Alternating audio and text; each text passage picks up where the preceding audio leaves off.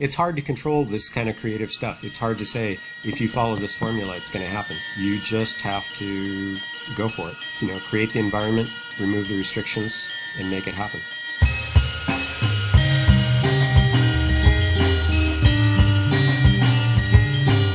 A big part of what we do is kind of encompass the biomechanics elements and then the pure design elements and combine them into a great looking product that really performs well under the rider and makes it comfortable for them.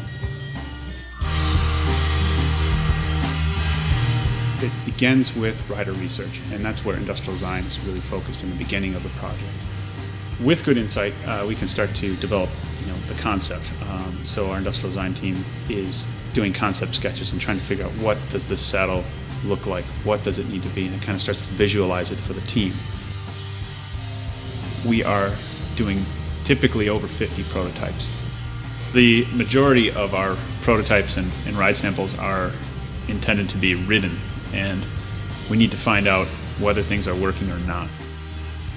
The pressure mapping system that I use is a system where I can see in real time exactly how the pressure is being distributed on a saddle.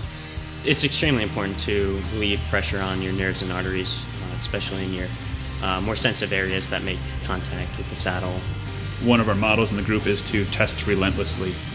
We keep testing until we think it's right. The sample group that we have, there's some internal riders, and then we have our pro athletes. We know we've done it right when we get responses from our pro riders that say they don't want to go back. They love the saddle. It all boils down to being comfortable.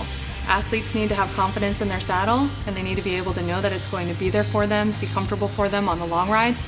Same thing goes for the guy who's getting into cycling for the first time or looking to lose some weight and wants to kind of push himself, push his body, become a better cyclist. The saddle is so important. We spend hours upon hours on our bike, so it's very important to connect with the saddle. Our team is committed to making great riding saddles.